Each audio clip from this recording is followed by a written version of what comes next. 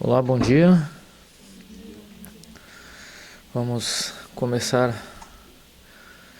mais um dia aqui no nosso GTU, agradecendo a presença de todos.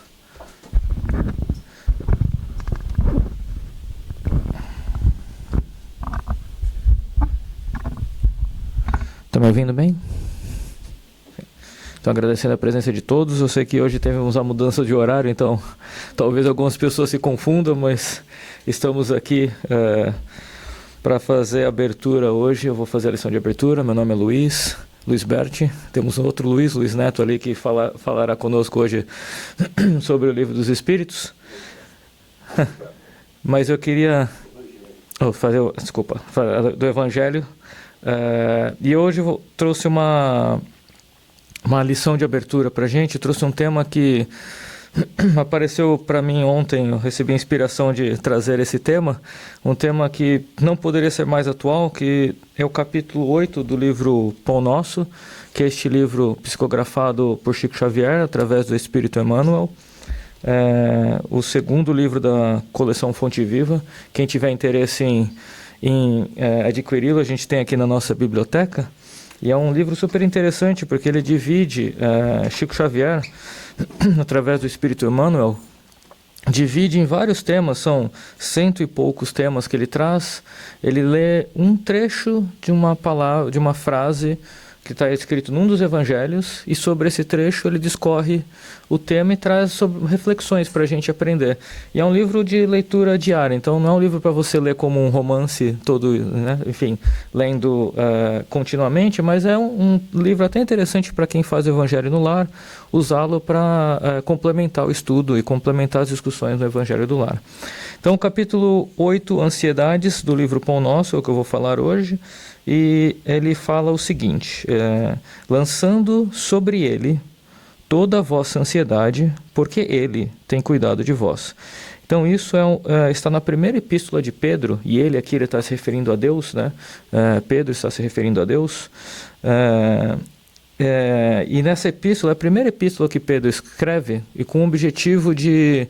Ele escreve essa epístola direcionada às casas cristãs da época que estavam sendo construídas, né, que estavam sendo organizadas, sabendo de toda a dificuldade que essas casas cristãs passariam, né, pela perseguição dos judeus, por toda aquela perseguição que se fazia a Cristo naquela época. Então ele sabia que essas casas passariam por dificuldades, que essas igrejas que estavam sendo formadas, as primeiras igrejas cristãs do mundo, que estavam sendo formadas, passariam por perseguições e por períodos difíceis. Então ele fala isso, ele escreve essa carta, essa primeira epístola, direcionada a todas as igrejas que estavam sendo formadas, para que eles tivessem uma ferramenta para se preparar para isso, né? E o que Emmanuel nos traz aqui, né? Ele traz: as ansiedades armam muitos crimes e jamais edificam algo de útil na terra. Invariavelmente, o homem, precipitado, conta com todas as probabilidades contra si. Opondo-se às inquietações angustiosas, falam as lições de paciência da natureza, em todos os setores do caminho humano. Se o homem nascesse para andar ansioso, seria dizer que veio ao mundo não na categoria de trabalhador em tarefa santificante, mas por desesperado sem remissão. Olha que interessante o que ele fala sobre ansiedade. Se fôssemos para ser ansiosos, seríamos desesperados sem remissão. Se a criatura refletisse mais sensatamente, reconheceria o conteúdo de serviço que os momentos de cada dia lhe podem oferecer e saberia vigiar, com acentuado valor, os patrimônios próprios. Indubitável que as paisagens se modificarão incessantemente, compelindo-nos a enfrentar surpresas desagradáveis, decorrentes de nossa atitude inadequada, na alegria ou na dor. Contudo, representa em positivo da lei a nossa obrigação de prosseguir diariamente na direção do bem. Então aqui ele já traz um pouquinho disso, né? Que nós vamos invariavelmente ter momentos felizes e momentos menos felizes na nossa vida. Todos nós passaremos por momentos muito agradáveis e desagradáveis. E outra coisa interessante nesse parágrafo é que ele fala sobre a nossa atitude inadequada na alegria também. Então, na alegria e na dor. Então, como é que a gente se comporta quando passamos por um momento alegre e como é que a gente se comporta quando passamos por um momento de dor? Né? O que a gente busca nesses momentos? E às vezes a delicadeza de falar aqui, que na alegria às vezes também passa por experiência ou de forma inadequada, é como é que a gente reage perante os outros. Né? Aquela coisa que a gente vê, eu vou dar um exemplo de mídia social, porque hoje tem muito, né? Você abre as mídias sociais, vê coisas que não parecem reais, né? E você está vendo aquilo, você está consumindo aquilo e se compara com aquilo. Então, às vezes, isso gera reações desagradáveis em outras pessoas. Ou, às vezes, você está tão feliz com alguma coisa que acaba magoando a pessoa que está do seu lado. Um exemplo muito claro é quando você tem uma disputa de um jogo. Né? Um jogo de futebol, um jogo de basquete. O time que ganha, ao ser cara alegre, acaba humilhando o time que perde. Isso é um comportamento inadequado. É uma falta de respeito. Então, não estou dizendo que não tem que celebrar. É diferente, né? Mas como você celebra, como você comemora, isso é importante. Né? É o cuidado com os nossos irmãos. Então, compartilhar o que a gente aprende e como a gente reage, tanto na alegria quanto na dor. E aí ele continua: a ansiedade tentará violentar corações generosos, porque as estradas terrenas desdobram muitos ângulos obscuros e problemas de solução difícil. Entretanto, não nos esqueçamos da receita de Pedro. Lança todas as inquietudes sobre as tuas esperanças em nosso Pai Celestial, porque o divino amor cogita do bem-estar de todos nós. Justo é desejar firmemente a vitória da luz, buscar a paz com a perseverança, disciplinar-se para a união com os planos superior, insistir por sintonizar-se com as esferas mais altas. Não ouvides, porém, que a ansiedade precede sempre a ação de cair. Olha que interessante, a última mensagem de Emmanuel neste texto. Não ouvides, porém, que a ansiedade precede sempre a ação de cair. E aqui um convite que Emmanuel faz para que a gente fique atento, né, para que a gente tenha o cuidado de não cair na ansiedade. Porque a ansiedade é aquela preocupação com o que está por vir, com o futuro, algo que eu não sei. Então, o que está por vir? Eu não sei. E como é que eu consigo controlar isso? Esse é o chamado que Emmanuel nos faz de tomarmos cuidado, de não ficarmos vivendo naquilo que a gente não tem controle. Controlar aquilo que a gente pode, mas aquilo que está aquém do nosso controle, para a gente não se preocupar. E aí eu quero trazer um pouquinho, que a ansiedade é um tema muito... Eu não sou médico, não tenho nenhuma formação médica, então não quero aqui falar por nenhum termo de medicina específica, mas o que a medicina nos diz sobre a ansiedade, né? Os transtornos de ansiedade são doenças relacionadas ao funcionamento do corpo e às experiências da vida. Isso está no site do Brasil, do saúde.gov.br. Então, a ansiedade é uma doença reconhecida. Então, é algo que a gente... eu trago aqui a visão espírita disso, mas é também importante a gente procurar apoio médico. Porque às vezes quando a gente está passando por uma crise de ansiedade ou ver uma pessoa que está passando por um problema de ansiedade, é importante a gente buscar as duas coisas, o auxílio médico, mas também o atendimento fraterno. A nossa casa tem atendimento fraterno, então quem conhecer alguém que está passando por um problema de ansiedade ou que você esteja passando por um problema de ansiedade, procure um dos nossos mentores aqui da nossa casa para falar sobre isso. Nós temos um trabalho de atendimento fraterno que é muito bacana para direcionar pessoas que às vezes estão passando por esse problema. E aí, mais ainda, o Brasil é o país com maior população diagnosticada com ansiedade no mundo. Quase 10% da população brasileira tem diagnóstico de ansiedade. E a pandemia fez crescer esse número. Eu estava ouvindo alguns dias atrás a palestra do Divaldo Pereira Franco. Ele fala na Mansão do Caminho, ele fala 3 vezes por semana, às vezes 4. Ele estava falando que recentemente eles converteram a unidade de atendimento para parto que eles tinham, tem uma unidade hospitalar dentro da Mansão do Caminho, para atendimento psicológico. E mais de 80% dos casos que eles estão atendendo é de ansiedade. Ele citou um caso de uma criança que foi atendida, que estava uma criança de 10 para 11 anos, que estava querendo se suicidar. Olha como é forte isso, né? E aí, através desse atendimento, ele cruzou com essa criança, né? Porque ele vive na comunidade, a criança ia para a escola, ele cruzou, obviamente deve ter recebido uma mensagem, né? Converse com essa criança, identificou nessa criança essa oportunidade e encaminhou. Um ano depois, essa criança ganhou o título de melhor...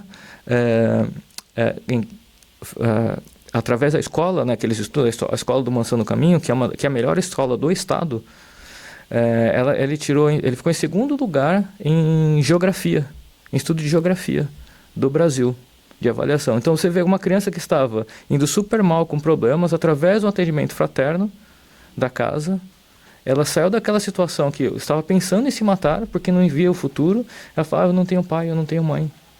Por que eu estou nesse mundo? Olha que interessante.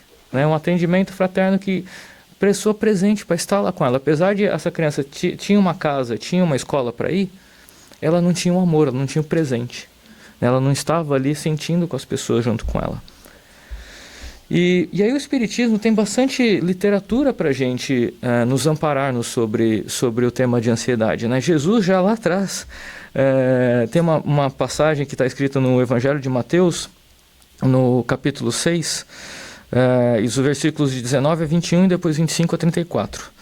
Observai os pássaros do céu, não semeiam, não ceifam, nada guardam em celeiros, mas vosso Pai Celestial os alimenta. Não sois muito mais do que eles? Então aqui Jesus pergunta, vocês não são muito mais do que passarinhos? E qual dentre vós o que pode, com todos os seus esforços, aumentar de um côvado a sua estatura? Então aqui ele fala, o côvado é um anão. Então ninguém consegue aumentar a estatura de uma pessoa, de um corcunda, certo? Então não adianta a gente querer fazer algo que é impossível, mas adianta a gente viver. Aqui ele fala claramente que Deus nos dará, para a gente cuidar do presente, que Deus nos dará o amanhã. E aí, continuando, buscai primeiramente o reino de Deus e a sua justiça, que todas essas coisas vos serão dadas de acréscimo. Pois, não vos ponhais inquietos pelo dia de amanhã, porquanto amanhã cuidará de si. A cada dia basta o seu mal. Então aqui é um convite a gente lembrar que viva o dia de hoje, que o dia de amanhã terá o caminho. Então a gente buscar nos concentrarmos em que está presente na nossa frente, em quem está do nosso lado, com quem a gente está convivendo, com o nosso filho, com nossa mãe, com o nosso amigo, com o nosso irmão, quem quer que seja que a gente convive, é o convívio do presente. A gente não consegue mudar o passado e não conseguimos ainda prever o futuro. Então a única coisa que a gente pode influenciar é o presente. Então vamos viver o presente. É um convite, aqui esse texto é um convite a viver o presente. E aí, eu trouxe alguns trechos aqui para ferramentas para a gente ajudar a combater essa ansiedade, porque o Espiritismo traz algumas ferramentas muito simples que a gente pode exercitar no dia a dia. A primeira, na pergunta 919 do Livro dos Espíritos, falando sobre autoconhecimento, qual o meio prático mais eficaz que tem o homem de se melhorar nessa vida e de resistir à atração do mal? Lembrando que a ansiedade é uma atração do mal. Um sábio da antiguidade vô-lo disse, conhece-te a ti mesmo. Isso é Sócrates.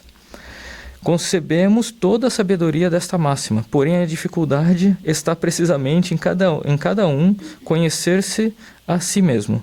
Qual o meio de consegui-lo? E aí, Jesus traz, fazer o que eu fazia quando vivi na terra. Ao fim do dia, interrogava a minha consciência, passava a revista ao que fizera e perguntara a mim mesmo se não faltara algum dever, se ninguém tivera motivo para de mim se queixar. Então, uma reflexão, convite à autoavaliação diária. Não tenta se avaliar 10 anos atrás, 5 anos atrás, e não se puna pelo que aconteceu. Pense que tudo aquilo que a gente passou, que está no passado, é um aprendizado.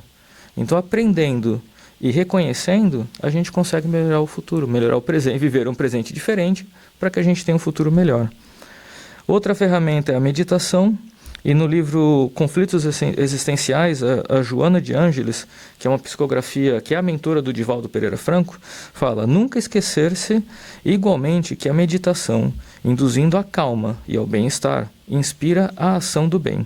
do amor, da compaixão e da caridade, em relação a si mesmo e ao próximo, aurindo alegria de viver e satisfação de autorrealizar-se, entregando-se aos desígnios divinos, ao mesmo tempo em que realizará a tarefa de criatura lúcida e consciente das próprias responsabilidades, que descobriu o nobre sentido existencial. E aí, mais 3 ferramentas simples, né, que a gente tem para trabalhar com isso. A visualização positiva. Também no livro Conflitos Existenciais, a Joana de Ângeles traz a importância da adoção do otimismo. Né? Então, pensamento é uma forma de energia.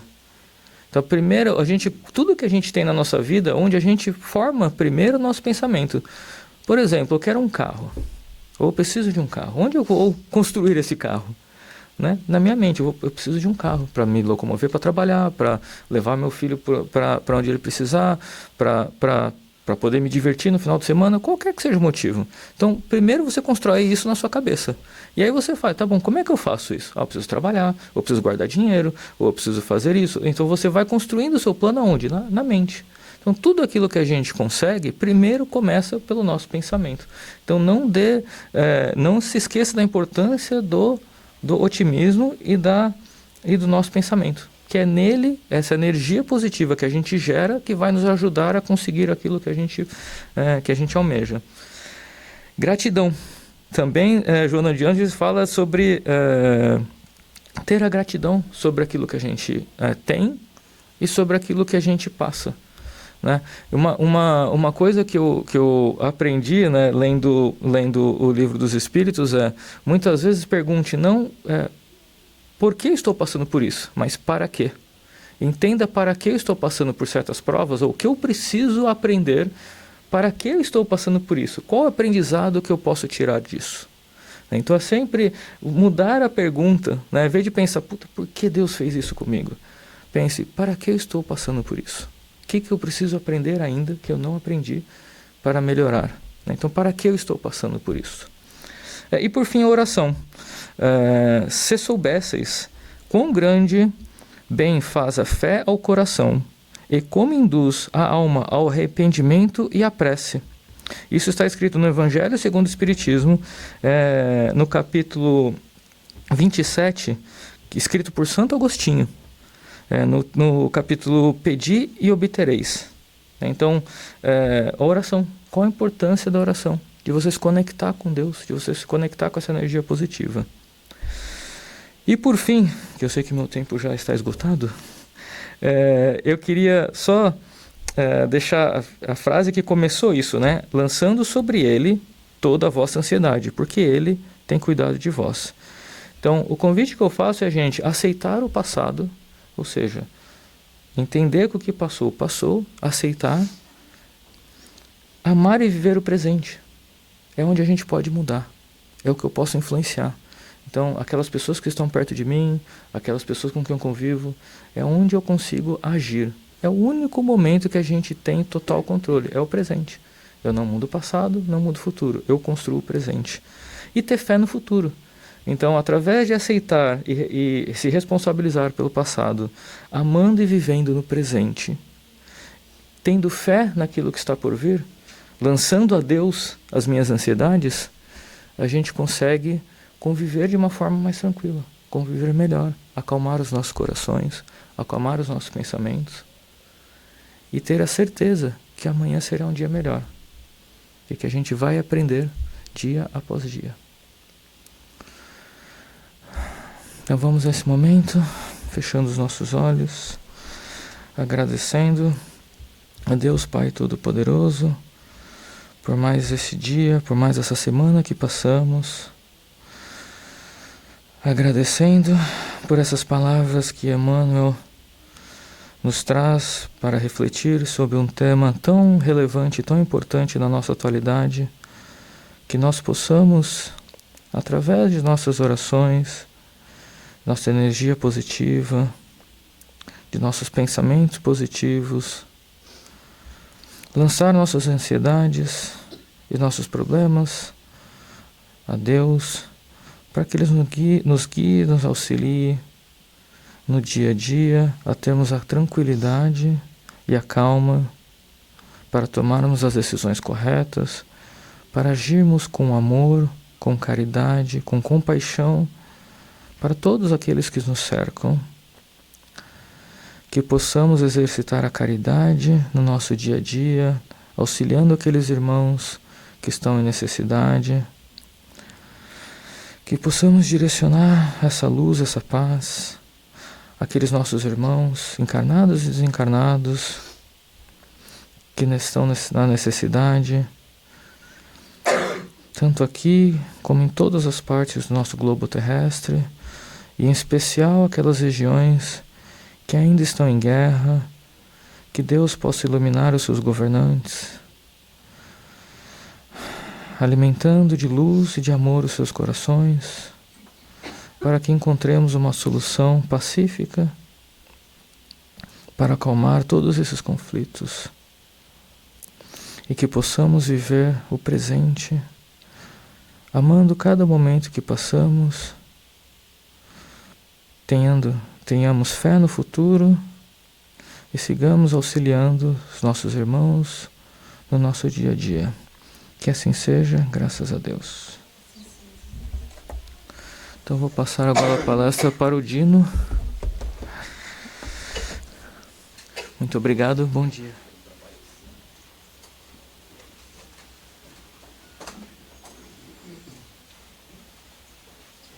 Bom dia, gente. Bom dia. Tema importante esse, né? E bem atual realmente, Luiz. A gente vive com essa falta de fé, né? Não confia no que Deus está no controle de tudo e que nós temos que simplesmente fazer a nossa parte. Mas a gente tem esse negócio de ansiedade. Bom, a gente vai continuar aqui no Livro dos Espíritos, que é um trabalho coletivo, tá? Convido todos vocês a fazer perguntas. Eu sei que essa parte aqui é muito complicadinha, então a gente vai tentar ir o mais devagar possível. Mas como o Luiz disse ali mais cedo, ele falou assim, mas daqui para frente nós vamos entrar nas leis divinas. E aí a coisa fica bem mais tranquila, né? Ajuda até na ansiedade, vamos colocar assim.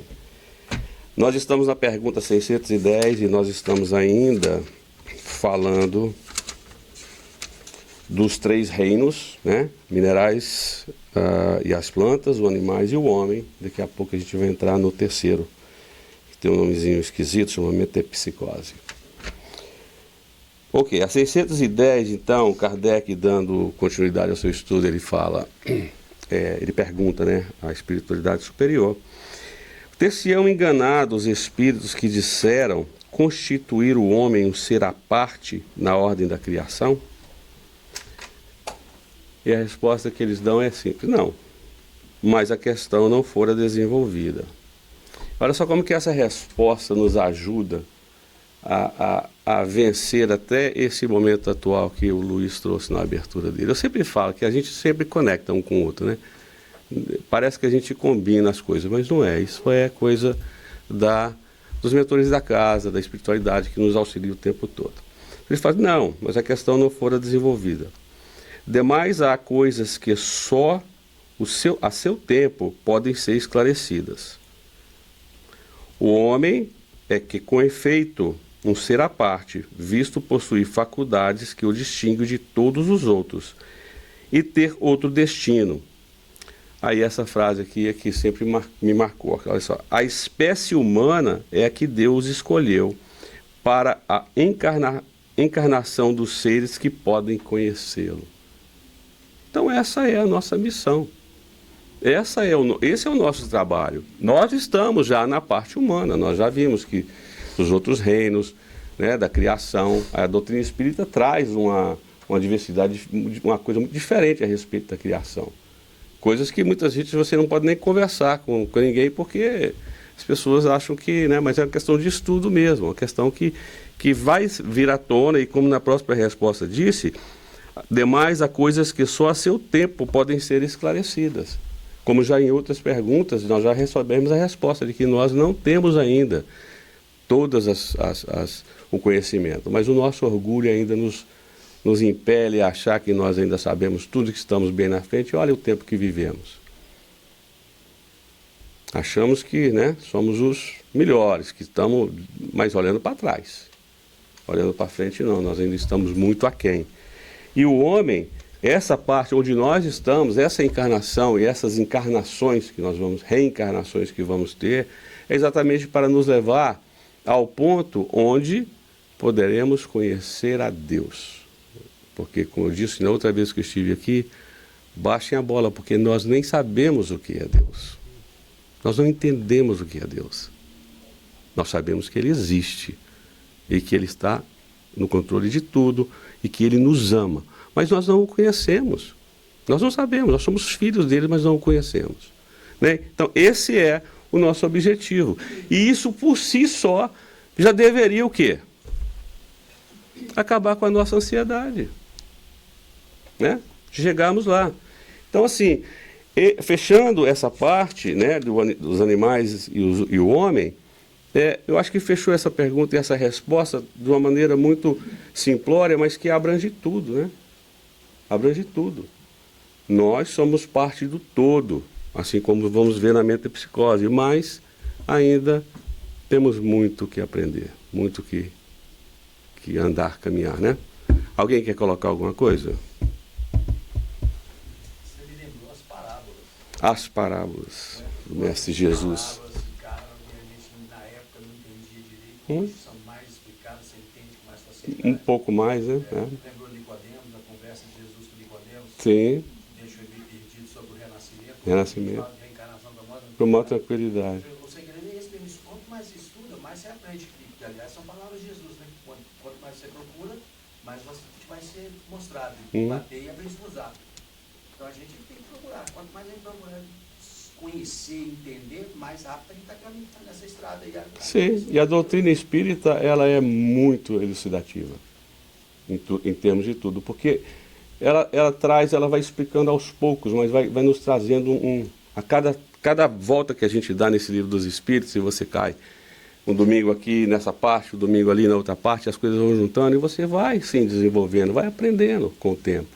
Né? A natureza não dá salto e a gente também não dá, não. Nós temos que ir aos pouquinhos, tá?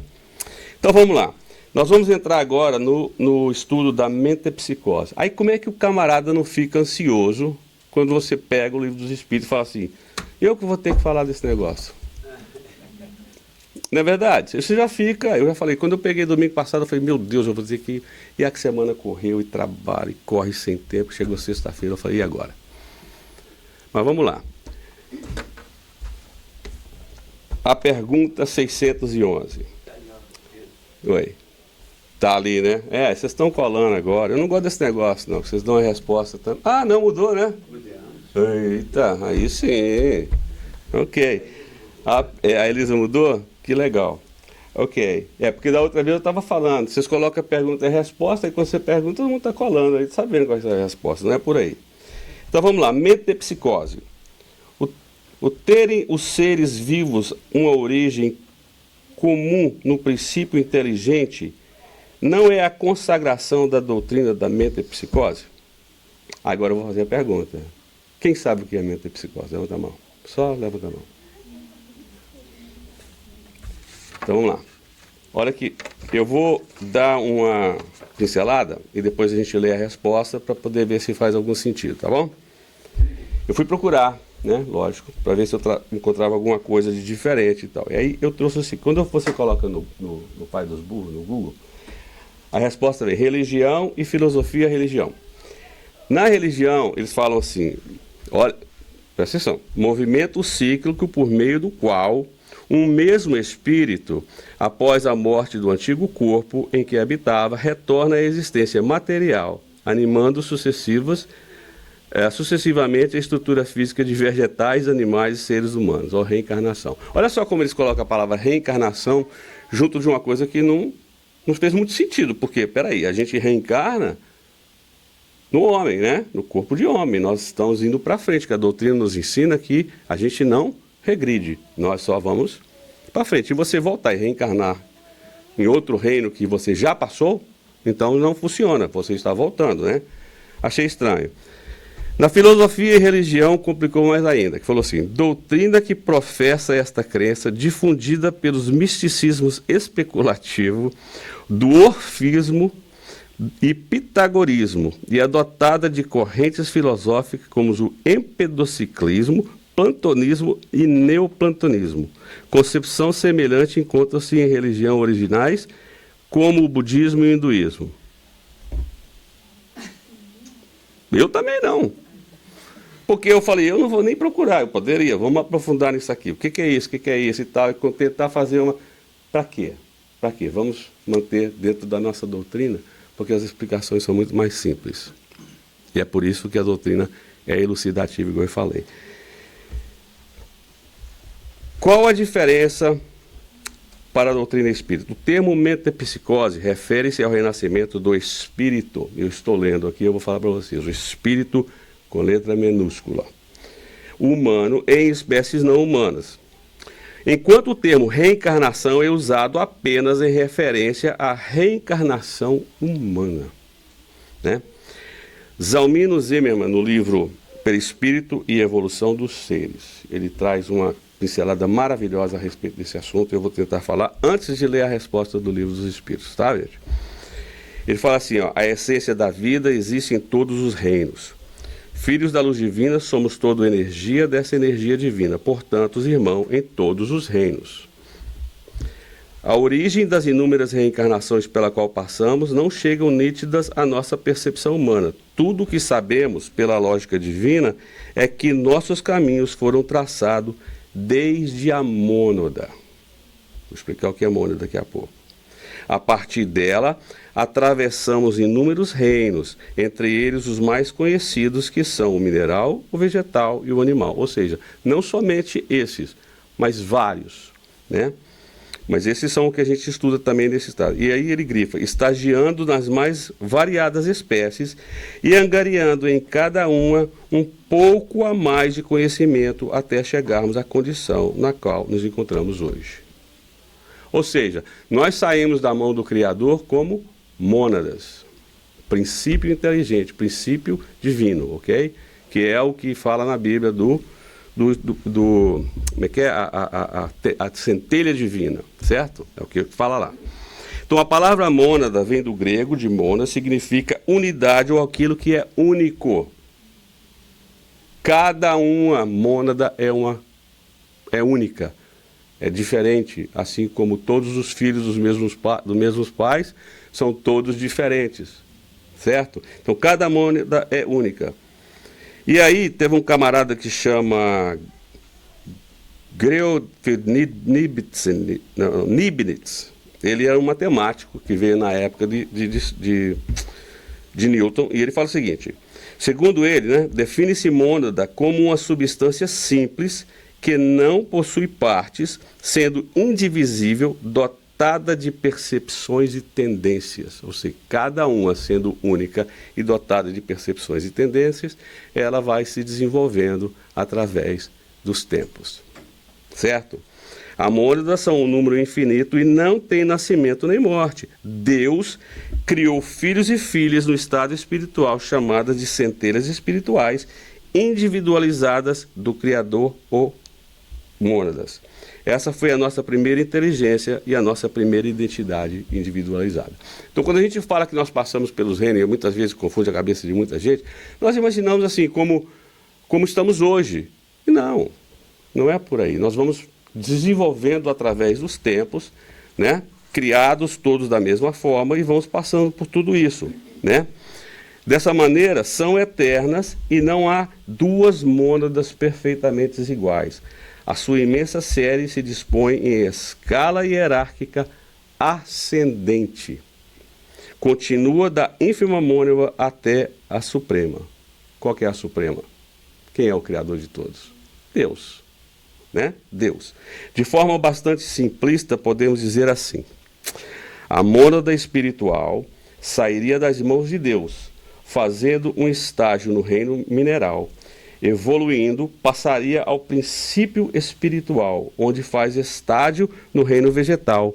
Evolui e se torna princípio inteligente, fazendo estágio no reino animal. O princípio inteligente, chegando ao extremo da evolução, comportada no reino animal, é transformado em espírito, com E maiúsculo, que reencarna no reino hominal, onde nos dizem o seguinte os espíritos na questão 610, que foi o que fizemos, né? E Leon Denis vem definir numa sequência poética e naturalista. Ele diz o seguinte: a alma, eu abro aspas, dorme na pedra, sonha no vegetal, agita-se no animal e acorda no homem. Essa é a nossa evolução. Então a resposta do Livro dos Espíritos para essa pergunta da metapsicose, eles falam o seguinte: duas coisas podem ter a mesma origem e absolutamente não se assemelharem mais tarde. Quem reconheceria a árvore com suas folhas, flores e frutos no germe informe que se contém na semente de onde ela surge? Ok? Eu acho que é uma comparação magnífica essa aqui. Desde que o princípio inteligente atinge o grau necessário para ser espírito, com E maiúsculo, e entrar no período da humanização, já não guarda relação com seu estado primitivo, e já não é a alma dos animais, como a árvore já não é a semente. De animal, só há no homem o corpo e as paixões que nascem da influência do corpo e do instinto de conservação inerente na matéria. Lembra que nós conversamos sobre isso? Acho que a última vez que eu estava aqui a gente estava falando disso, né? O corpo tem as suas. Nós sofremos influência da matéria. Nosso espírito, nosso eu, nós sofremos essa influência. Nós temos influência da matéria. A matéria nos arremete muitas vezes, se nós não, deveria ser o contrário, nos arremete a fazer coisas que não é muito o que a gente queria fazer, mas são coisas da matéria, tá? São influências. Não se pode, pois, dizer que tal homem é a encarnação do espírito de tal animal. Consequentemente, a metempsicose, como a entendem, não é verdadeira. Ou seja, não se pode voltar. E eu sei que existem muitas filosofias, religiões, até milenares, que ainda acreditam que o espírito humano volta muitas vezes no animal, né? No espírito de um animal. E não é verdade. Porque não faria lógica, não teria lógica uma coisa dessa. Né? Os hindus, né? Eles acreditam que a vaca é um animal sagrado. Eles acreditam que muitas vezes o animal que muitas vezes está perto de você é a reencarnação de um ente querido, de alguma coisa assim, e começa a tratá-lo, né, e não é por aí. Né? A gente não pode pensar dessa maneira, porque senão a gente não evolui. Imagina você voltar como um animal, sendo que você já chegou no ponto que já chegou. Qual a necessidade? Nós temos necessidade de várias outras coisas, encarnado como homem. Né? Nós temos a necessidade das dificuldades, nós temos a necessidade da dor, ainda temos. Nós temos a necessidade de tudo que nós passamos, nós temos a necessidade da como é? Você falou na abertura, da ansiedade, porque nos faz mover. Mas como eu falei, você acha que eu estava brincando? Você olha um negócio desse e fala, eu vou ter que apresentar isso com tanta gente na casa que poderia fazer. Mas tá bom, você fica ansioso, pô. Mas você tem que vir, você tem que estudar, aprender. E isso lhe traz mais um pouco de conhecimento, porque muda cada um de nós. Cada um que está aqui hoje presente, escutando essas coisas e procurando entender como que nós viemos e como que Deus é tão grande nessa criação, que nós ainda nem entendemos. Não entendemos. Nós vamos entender quando nós chegarmos lá, né? Como Jesus já nos ensinou mesmo no Sermão do Monte, né? É uma parte evolutiva. Vamos ser felizes quando nós conhecermos a Deus. Então, tudo que nós passamos hoje ainda são coisas que são necessárias para o momento evolutivo que nós estamos, como indivíduos e como humanidade. A internet está aí, igual foi falado, é uma ferramenta maravilhosa. Mas, realmente, a internet tem que ter cuidado, porque nós ainda estamos nos comparando ao outro. E o outro depende também da gente, como nós dependemos dele. Então, tudo se encaixa. Então, quando os espiritualistas dizem que somos o todo, é isso que se refere, e realmente somos o todos. Nós já fomos de tudo, ainda vamos ser coisas muito mais. A reencarnação, ela é necessária para o nosso desenvolvimento, porque a reencarnação é que acaba com o nosso orgulho, que vai acabar com o nosso egoísmo, é que vai acabar com o nosso preconceito, né? Porque se você tem preconceito de alguma coisa, que hoje é uma discussão imensa a respeito de diferenças disso e daquilo, cara, você, se não foi, você bem. Se você não gosta da cor mais escura da pele, você vai experimentar. Se você tem algum tipo de preconceito que seja, são partes necessárias para que a gente possa o quê? Aprender. E aprender é o quê? Conhecer a Deus. É a única coisa que nós temos que fazer, né? Então, essa parte, essa história da metempsicose, ela tem um fundamento, mas que, para nós que estudamos a doutrina espírita, ela não vai interferir, não vai trazer nenhum tipo de, sabe, porque não faz muito sentido. Mas nós temos que respeitar aqueles que ainda pensam que sim, né? Tudo tem o seu motivo, tudo tem a sua hora. Alguma pergunta, gente? Ficou mais ou menos claro isso aí? Ou algum recado? Não? Alguém fala? Não? Está tudo certo? Então vamos lá. Então vamos lá. Na 612, Kardec fala assim, está acabando também. Poderia encarnar num animal o espírito que animou o corpo de um homem? Então essa é a resposta, né? Isso seria retrogradar e o espírito não retrógrada.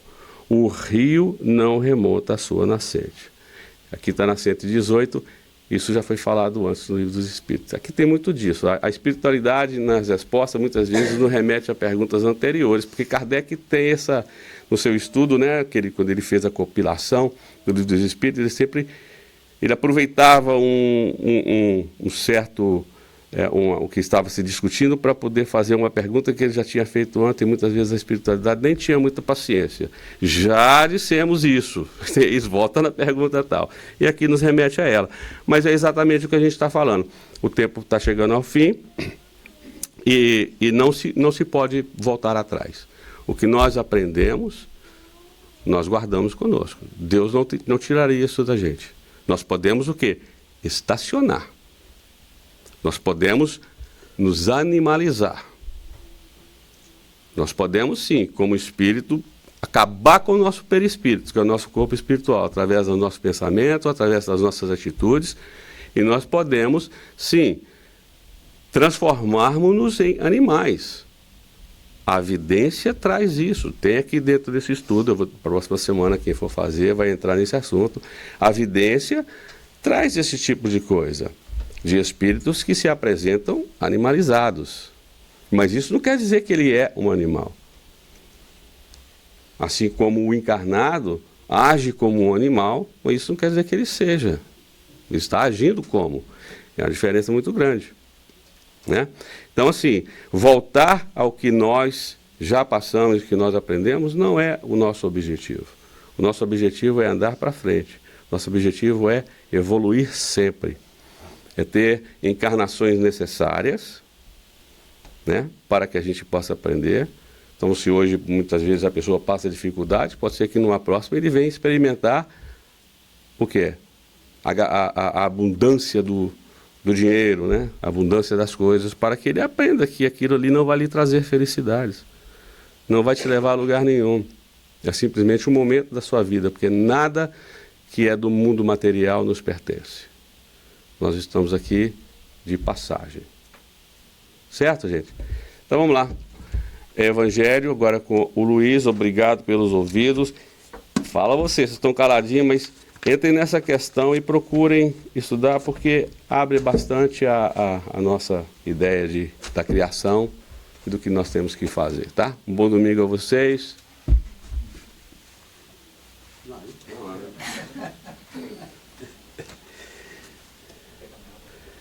Vamos lá.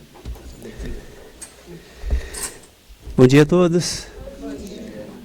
Aqueles que já nos acostumaram a nos ver e aqueles que estão vindo a primeira vez, sejam bem-vindos. né?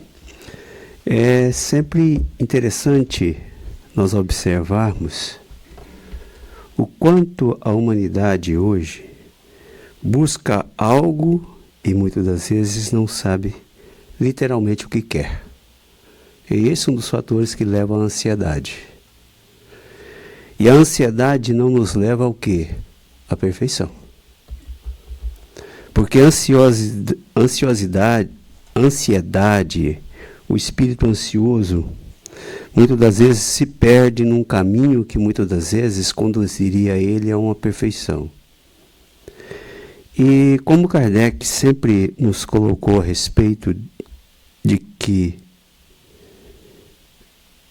na sua trajetória ele sempre buscou fazer as suas coisas de maneira racional, da sua maneira didática, para alcançar o objetivo que ele queria, que foi realmente a doutrina dos espíritos, do qual ele foi um dos codificadores.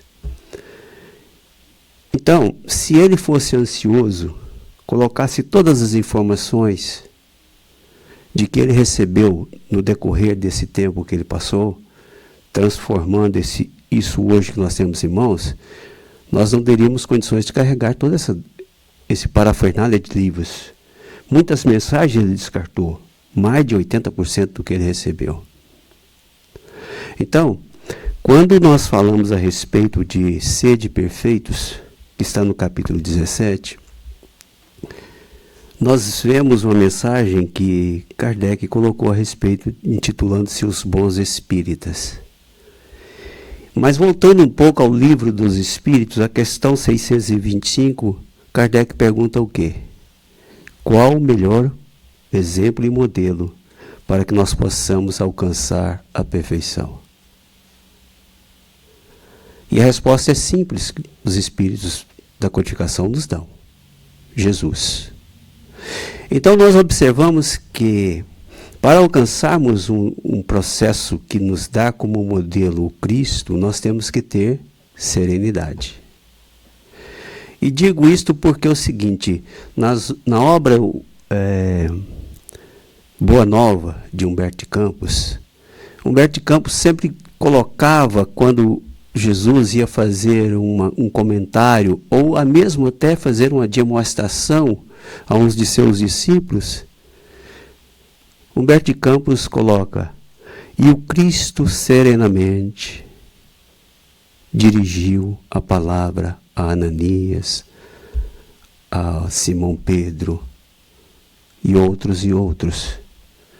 E uma das coisas que me chama muita atenção foi quando, na mensagem, me parece que o capítulo, eu não me lembro bem, desculpe, a respeito do encontro de Maria de Magdala com Cristo na casa de Simão Pedro.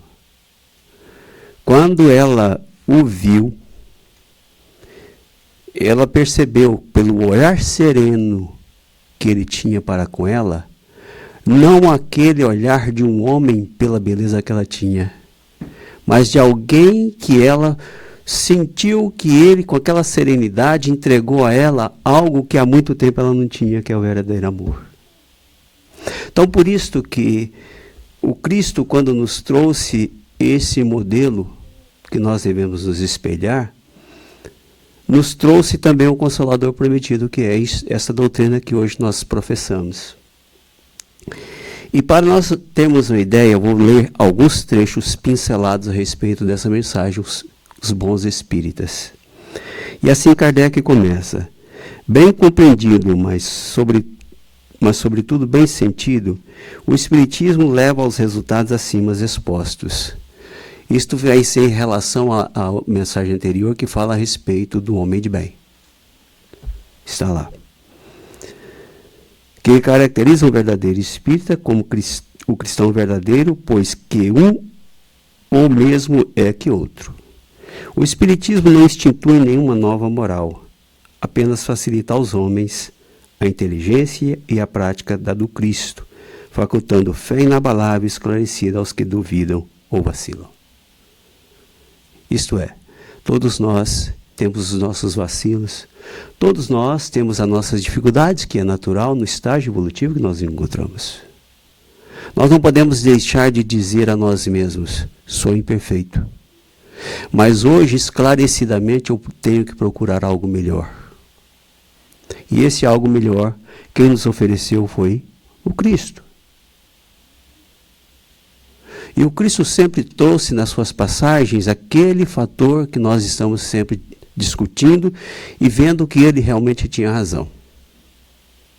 Porque quando nós agimos com calma, com serenidade, nós conseguimos demover muitos daqueles que porventura estavam com dificuldades. Estava raivoso, estava tratando de forma ríspida o outro. Porque com rispidez nós não vamos conseguir deixar ninguém menos ríspido. Não é verdade? Por isso, quando nós nos entregamos a um conceito novo, porque a nossa doutrina espírita é um conceito novo, de 160 e poucos anos, mas baseado num conceito de um ser que veio atrás de nós, trazendo algo diferente do que dizia a doutrina antiga, baseado nas leis mosaicas. Por isso, é importante nós observarmos que, assim como ele nos trouxe esse aspecto fundamental de paz interior, ele também nos trouxe um aspecto muito forte para a nossa concepção hoje, que é o aspecto da disciplina. Da disciplina de tornar-se melhor a cada dia. Este conceito de disciplina vai nos dar uma oportunidade de conhecermos o que nós somos. Porque disciplinados nós vamos passar de uma forma de fazermos uma análise de que eu estou agindo de uma forma errada e eu disciplinamente vou tentar me corrigir. Por isso que a doutrina espírita nos diz assim, que esses bons espíritas traz tudo o que o Cristo nos trouxe. E ele continua. Será então necessária para compreendê-lo a inteligência fora do comum? Não. Tanto que há homens de notória capacidade que não a compreendem, ao passo que inteligências vulgares, moços mesmos, apenas saídos da adolescência, eles aprendem com admirável precisão os mais delicados matizes. Provém isso de que a parte, assim dizer, material da ciência somente requer olhos que observam, enquanto a parte essencial exige um certo grau de sensibilidade, a que se pode chamar maturidade do senso moral. Maturidade que independe da idade e do grau de instrução, porque é peculiar ao desenvolvimento do sentido especial do espírito encarnado. Aqui nós vemos, como o Dino nos trouxe a respeito da metempsicose, só há um desenvolvimento moral, um senso de moralidade, quando nós não retroagimos num outro ser da criação. Porque há uma continuidade. A partir do momento que eu adquiro um conhecimento hoje, como nós estamos adquirindo, o meu senso moral, consequentemente, vai ser aprimorado. Isto é, se eu quiser. Porque independe. Mas nós ouvimos. Se eu tiver a capacidade de compreendê-lo, falar, isto me serve, eu guardo.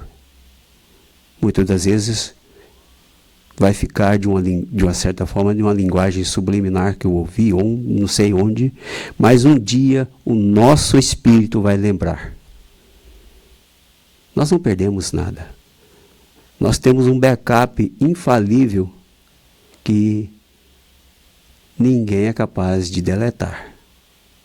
Mesmo nós não queremos, o backup lá está. E nós vamos sim, um dia, num momento de necessidade, falar, opa, será onde que está? Acho que eu deletei. Falei, não, está lá. Né? O trabalho não está perdido.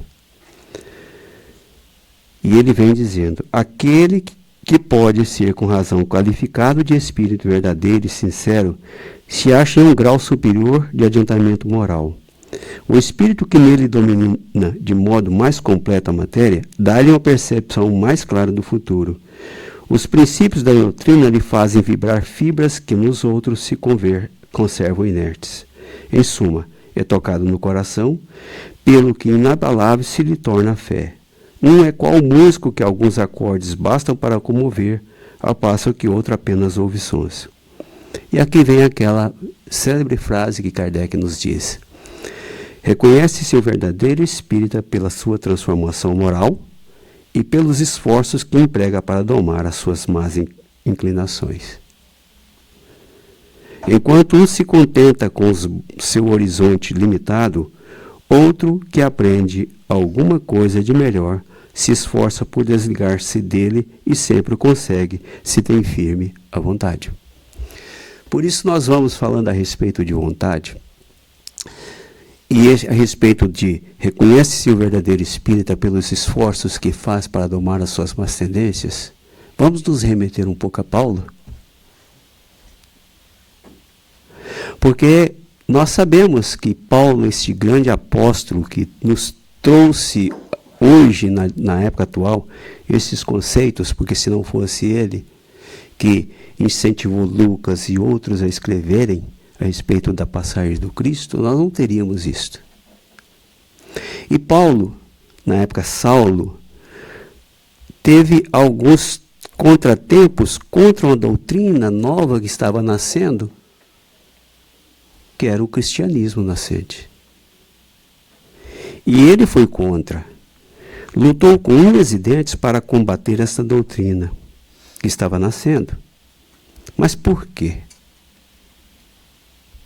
Porque era algo que simplesmente tinha um fundamento que ele não entendia. Era contra uma lei que ele sempre aplicava. Então, nesse contexto, por mais que ele quisesse ver algo de novo, ele não aceitava naquele momento. Até que então, no caminho de Damasco, o Cristo faz-se presente a ele de uma maneira mediúnica, como nós sabemos hoje. E ele cai por terra, literalmente. E momentaneamente ele perde a sua visão física mesmo. E o que acontece com ele? A partir do momento que ele entende isto: Senhor, o que queres que eu faça? E ele disse: vá para tal lugar assim e lá permaneça. Eu estou dizendo assim nas minhas palavras. E Saulo na época foi. Mas o Cristo é tão previdente e tão lógico que disse: ok, ele está agora entendendo o que eu quero com ele. Mas é necessário que eu faça com ele algo que faça com que ele entenda realmente aquilo que ele vai fazer. E para que isso ocorresse, ele chamou a quem? Quem é que vocês acham que ele chamou? Ananias, o bom velhinho. Do qual Paulo, no livro Paulo e Estevão, estava a caça de Ananias, por isso que ele foi até Damasco, porque saber que Ananias tinha ido àquela região através de uma tática e uma prática que era comum naquela época de retirar informações a respeito de torturas. Paulo falou para aqueles do qual ele enviou: se for preciso, use a técnica do espinho na unha. Alguém já sofreu uma espetada debaixo da unha? Está no livro Paulo e Estevão, eu não estou contando, aumentando o ponto. Com isto, ele obteve daqueles que estavam convertidos por Ananias um local onde ele estaria no futuro.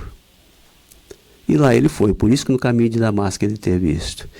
E Jesus, Veja só, tão previdente disse consigo mesmo: eu tenho que fazer com que Saulo entenda o que eu quero com ele, para comigo. Vou mandar enviar Ananias.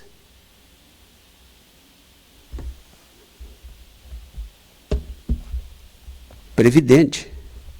Por quê? Primeiro, ele despertou aquele que era o verdugo. Imaginemos se o Cristo enviasse Ananias, um Saulo, tentando convencê-lo que o Cristo chamava. Ele não iria ouvir. Iria realmente prendê-lo ou matá-lo. Mas o Cristo, com a sua previdência, tomou de repente isto, ok. Primeiro eu vou fazer com que esse ser entenda quem eu sou. Mas depois vou enviar um discípulo meu, que é um dos discípulos diletos, para que mostre a ele que eu sou aquele do qual ele deve seguir agora.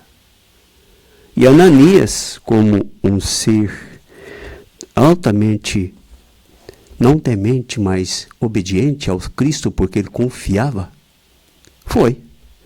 Então nós temos aqui, no capítulo de Atos 9, capítulo 9, e ele diz assim, a Ananias, e disse-lhe o Senhor, e havia em Damasco um certo discípulo chamado Ananias, e disse-lhe o Senhor em visão. Ananias tinha evidência. Ananias, e ele respondeu, eis-me aqui, Senhor. E disse-lhe o Senhor, levanta-te e vai à rua direita, e pergunta em casa de Judas por um homem de Tarso chamado Saulo, pois eis que ele está orando. Olha a diferença já de Saulo. Já estava orando. Começou a fazer uma conexão com quem? Com o Criador. E numa visão ele viu que entrava um homem chamado Ananias, e punha sobre ele a mão para que tornasse a ver. É bonito nós observarmos de que, ao mesmo tempo que o Cristo promoveu o chamado de Ananias, mas ao mesmo tempo mostrou para Saulo que vinha alguém que se chamava Ananias para que devolvesse a visão a ele. Observemos que o Cristo sempre foi previdente, tomando decisões coerentes no trabalho que ele queria fazer. Isto é perfeição. E respondeu Ananias, Senhor, há muito ouvi acerca deste homem. Quantos males tem feito aos teus santos em Jerusalém? Isso aos cristãos novos. E aqui tem poder dos principais dos sacerdotes para prender a todos os que invocam o teu nome. Disse-lhe, porém, o Senhor, vai, porque este é para mim um vaso escolhido para levar o meu nome diante dos gentios e dos reis e dos filhos de Israel. E eu lhe mostrarei quanto deve padecer pelo meu nome. E Ananias foi e entrou na casa, impondo-lhe as mãos, disse, irmão Saulo, o Senhor Jesus que te apareceu no caminho por onde vinhas me enviou,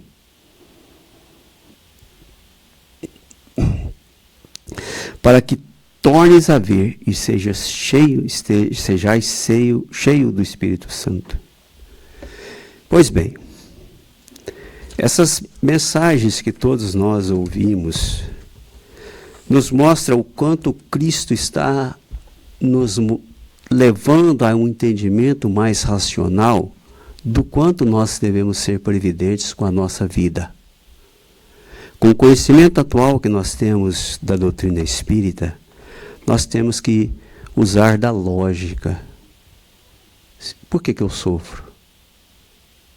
Por que eu estou aqui? Mas, se eu sofro, tem algum fundamento.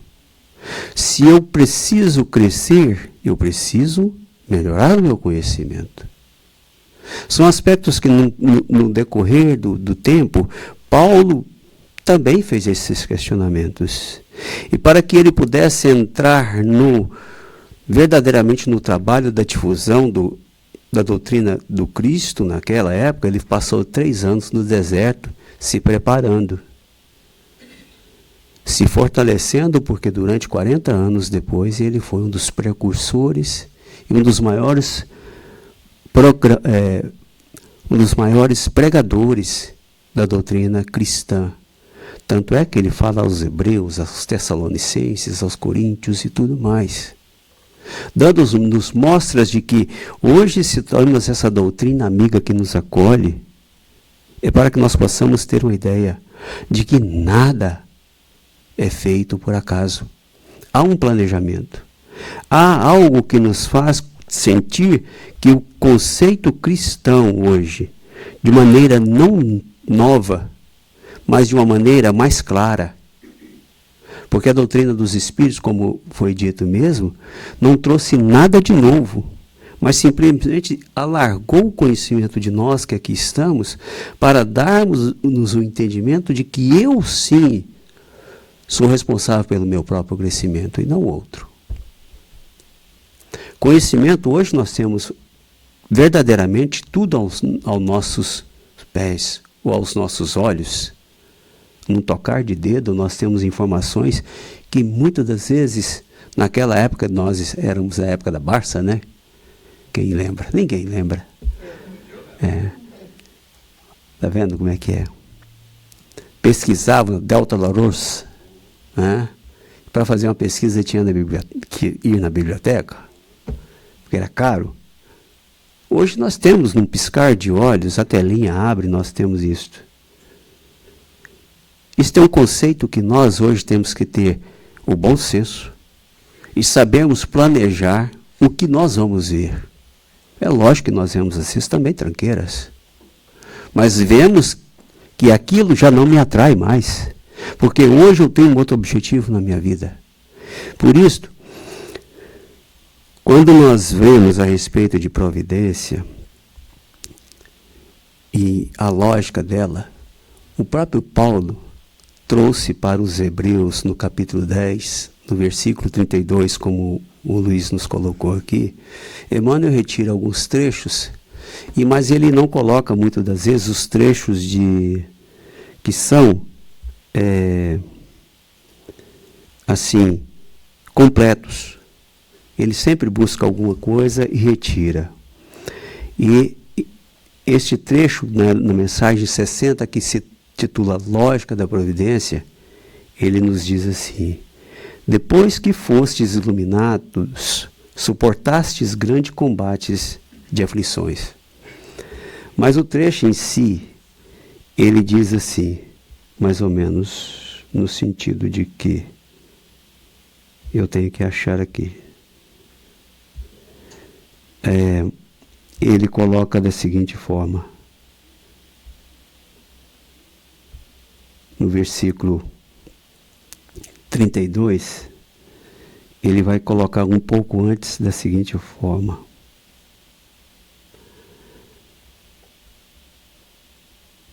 lembrai-vos, porém, dos dias passados, em que depois de serdes iluminados, suportastes grande combate de aflições.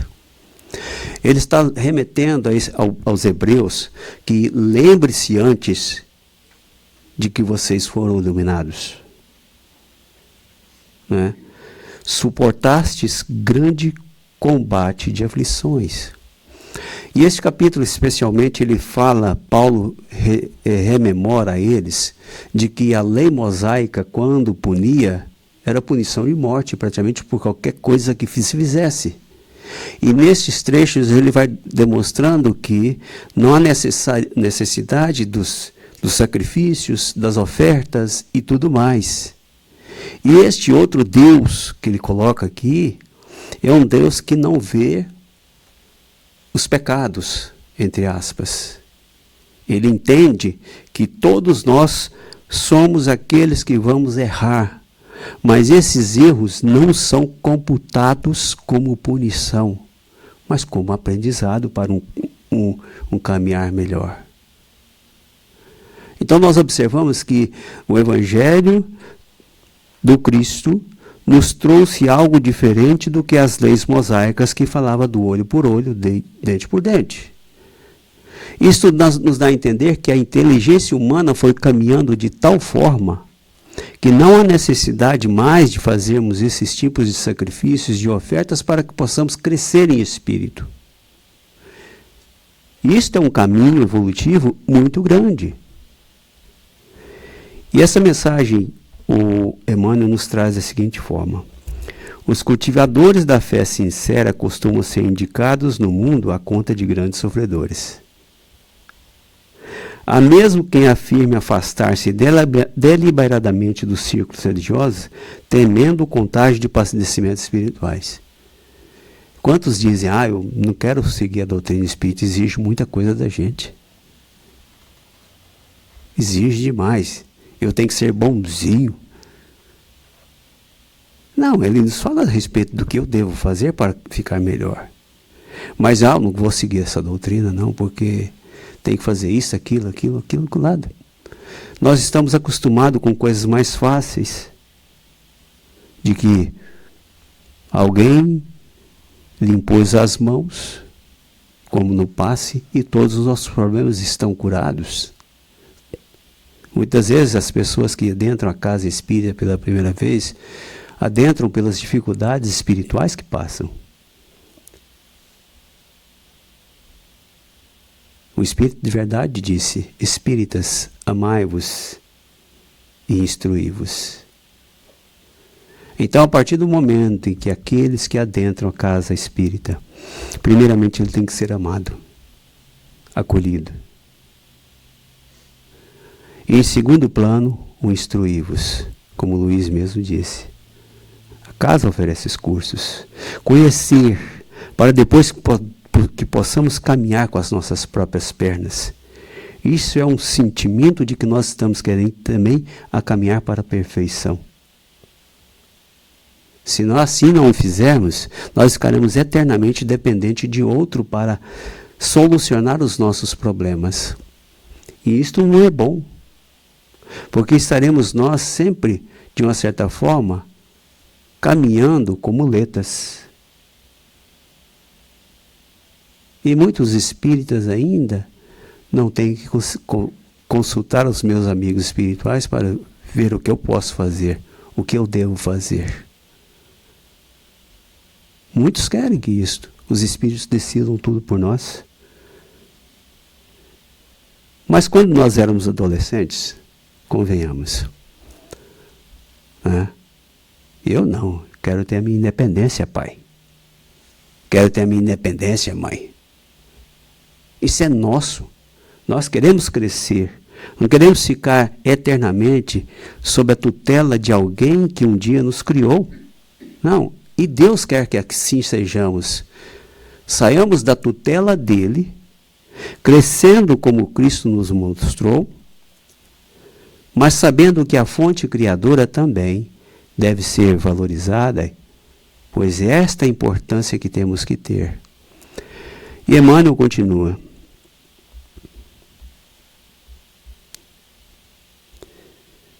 Os ímpios, essa palavra ímpio, ela tem uma conotação de que aqueles que não são, condenam as religiões e tudo mais.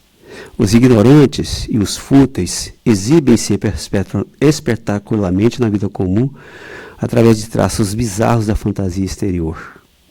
Todavia, quando se abeiram das verdades celestes, antes de adquirir acesso às alegrias permanentes da espiritualidade superior, atravessam grandes túneis de tristeza, abatimento e taciturnidade.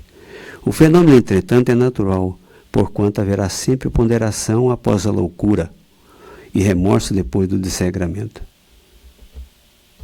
Já passamos por isto? Alguém tem uma relação assim dentro da sua mente? Muitas das vezes nós, quando conhecemos algo novo, o velho ainda nos chama, não vem um conflito interior. É esse combate de aflições que Paulo também se referia. Eu fico aflito porque hoje conheci algo novo, mas tenho medo de sair daquele mundo velho. É aquela história, um pé em cada canoa. Alguém já pôs um pé em outra canoa? Em duas? É algo instável, não é isso? Muitas vezes nós estamos assim, dessa forma na nossa vida. É natural as angústias, as dores, quando nós nos deparamos com alguma coisa nova. Paulo teve a necessidade de ficar 3 anos matutando, observando o que Ananias fez, o que o Cristo nos disse, para que depois ele se lançasse com todas as forças do seu conhecimento, se moralizando para que conhecesse a si próprio e vencendo as suas dificuldades. Porque ele nos afirmou: quero fazer o bem, mas o mal ainda reside em mim. Reconhece-se o verdadeiro espírita pelo esforço contínuo para domar as suas más tendências. Eu mesmo, comparado com Paulo. O problema, contudo, abrange mais vasto círculo de esclarecimento. A misericórdia que se manifesta na justiça de Deus transcende a compreensão humana. E sim, como Dino falou, compreendermos Deus é impossível. Nós não temos capacidade. Só um espírito crístico vai compreender a verdadeira essência do Pai Criador. O Pai confere aos filhos ignorantes e transviados o direito às experiências mais fortes, somente depois de serem iluminados. Aqui novamente Paulo. Só após aprenderem a ver com o Espírito Eterno é que a vida lhes oferece valores diferentes. Nascer-lhes-á nos corações, daí em diante, a força indispensável ao triunfo no grande combate das aflições. Os frívolos, quer dizer, aqueles que são maus, os oportunistas, não obstante as aparências, são habitualmente almas frágeis, quais galhos secos que se quebram ao primeiro golpe da ventania.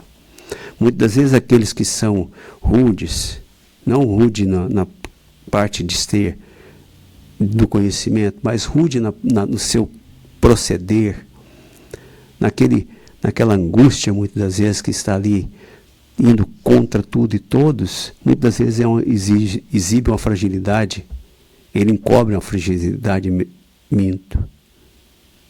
Porque aquele que tem medo é o que mais é frágil.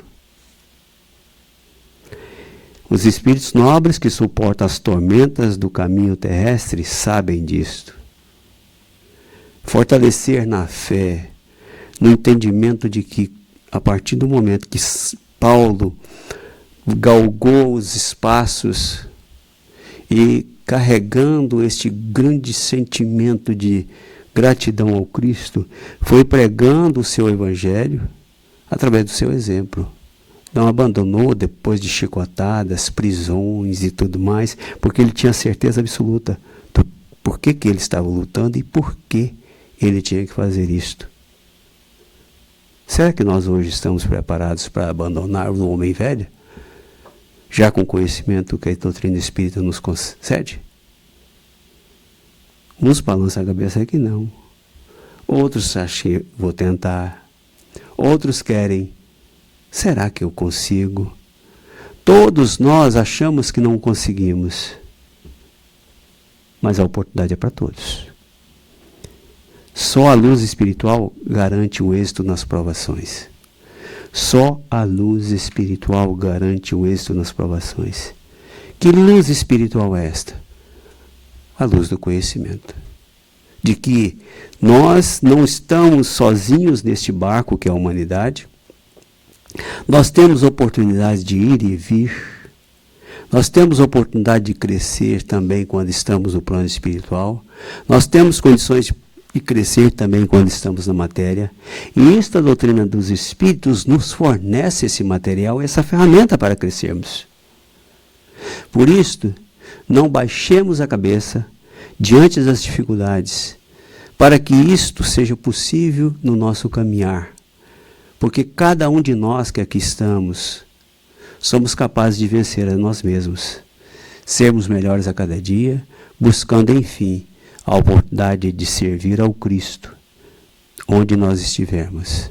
Este é o objetivo do crescimento e este é o objetivo da perfeição. Vamos fazer a nossa prece para agradecermos a Deus e, acima de tudo, também a Jesus e os benfeitores espirituais que nos acompanham, nos assistem. E também aos nossos amigos que com todo amor e carinho nos auxiliam, nos intuindo e dando-nos a oportunidade também de crescer com o auxílio que eles nos fornecem. Por isto, Pai, sejamos capazes de observarmos no nosso caminhar, hoje com conhecimento que temos dessa doutrina amiga que nos acolhe, a capacidade de discernir sempre que o passo melhor que devemos dar é aquele que nos direciona ao bem e a domar as nossas más tendências. E desta forma iremos nós caminharmos sempre de maneira serena e tranquila, sendo previdentes como Cristo sempre foi, mostrando-nos a oportunidade do crescimento espiritual que está aberta a todos os seres, não somente da nossa humanidade terrestre, mas como o universo como um todo. Que a tua paz nos envolva hoje e sempre, que assim seja.